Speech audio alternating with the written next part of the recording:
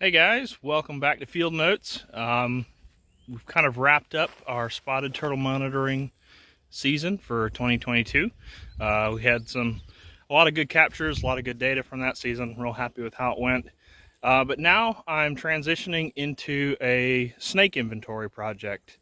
We worked on this last year, and we got 2 more years left on this project. Basically, we're on a large private conservation land, and we are trying to inventory snake diversity across the property. And as you can see behind me, we're in some beautiful old growth longleaf habitat here. And right now, I'm kind of repairing a bunch of the drift fences that I had set up last year. Some of them got damaged over the winter from fire or falling trees or whatnot. So I'm just kind of getting them up to where they're functional and we can start running them again. But last month I got out here for a week back early April, and I was able to get out and just do some visual encounter surveying, checking refuge for snakes that were just starting to become active. And so a lot of stump holes, a lot of rotten pine snags, things like that. And so for this month's episode, I'm going to show you some highlights from that week. Found some cool snakes, saw some cool habitat. So I hope you guys enjoy, and I'll be seeing you guys back out here on these drift fences very, very soon. All right, so the plan for today is to get as much artificial cover, pine snags, and stump hole search before the rain rolls in. I think I've got a couple more hours still, but conditions are going to go downhill pretty quick. So I was running out to a couple pieces of cover, and I noticed this pine snag right here along the trail, and I couldn't resist. So let's see what I find.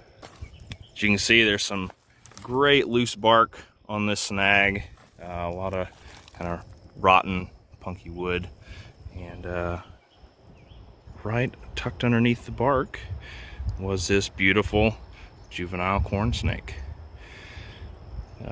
During this time of year, we get a lot of small snakes, ringnecks, scarlet king snakes, and small corn snakes in particular, using this loose bark on these tree snags as a means of thermoregulating. You got cool days still, and it's a safe way to get up underneath a surface that warms up real quick without exposing themselves. So it's a good strategy for small snakes like this, and it's also a good way to survey for them. So exciting start to the day. All right, we've got another pine snag here. Just checking under the edges of this bark.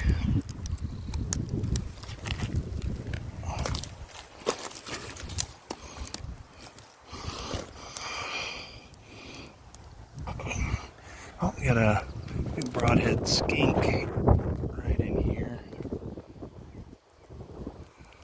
Yeah.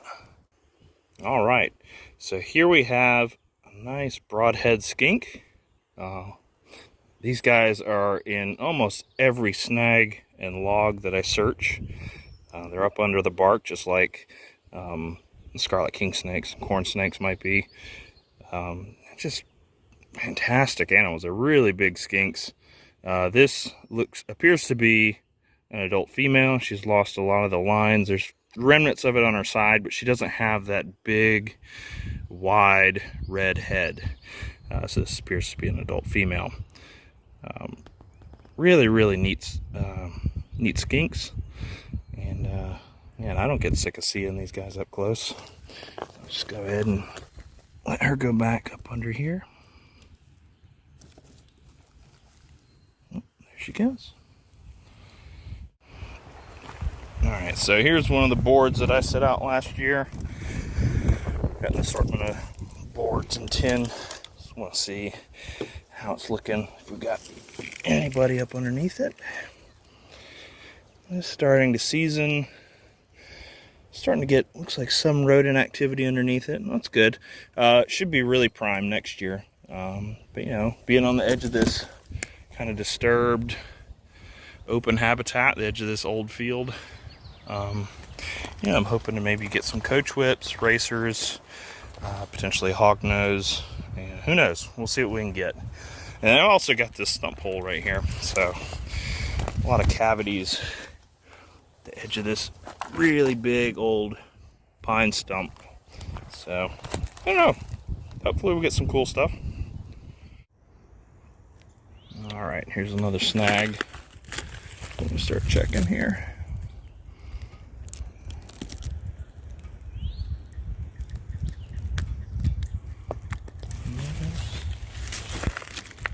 Oh, there's a big broadhead. Oh, looks like a female broadhead skink. Oh. Sorry, buddy.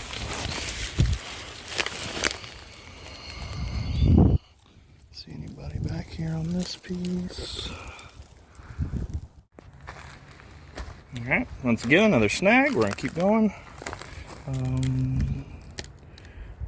There's a big broadhead skink. Oh, right here.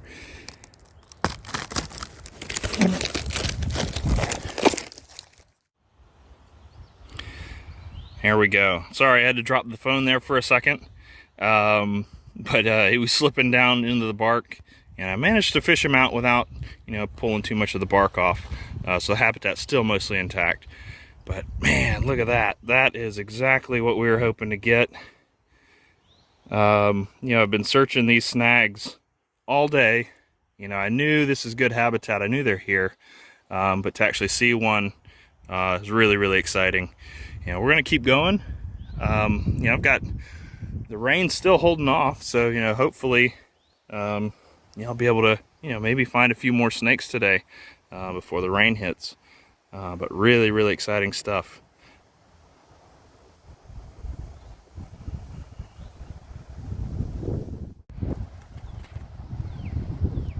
We've got a green anole sitting on this snag. Yeah, it was a pretty chilly night last night. And there's another one. There's a couple of them in here. There's a skink. See the blue tail? Not sure. My guess is probably another broadhead. I'm not going to get it out to check.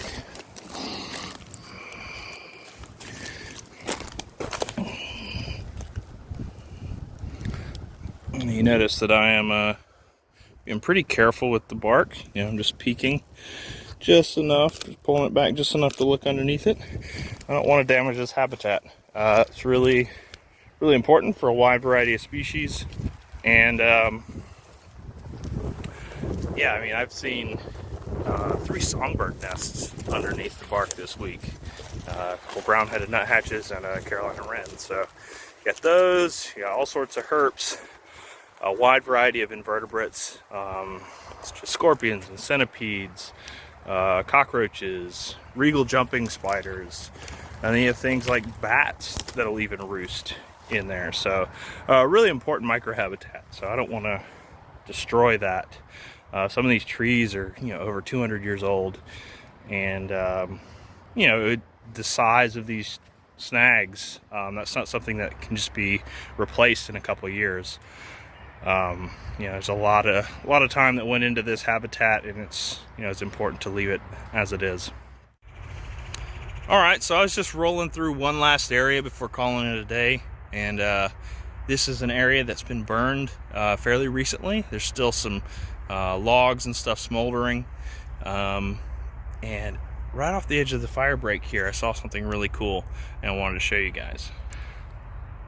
So what we have right here is a stump hole that is being hollowed out by fire. This is where a old growth longleaf pine once stood. You can see that's part of the trunk there. So this tree died, and then during this fire actually fell over, and the stump is continuing to burn. And this fire will burn, possibly for days, down into the root cavities, and hollow out this stump hole. And in the following years, this will be excellent habitat for a variety of species. But snakes especially make use of these cavities, especially in the winter. So this could be a hibernacular for things like king snakes, diamondbacks, corn snakes, you name it.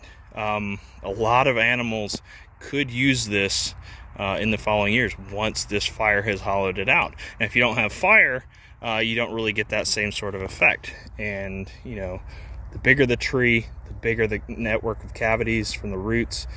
So old growth trees and fire creates this excellent microhabitat.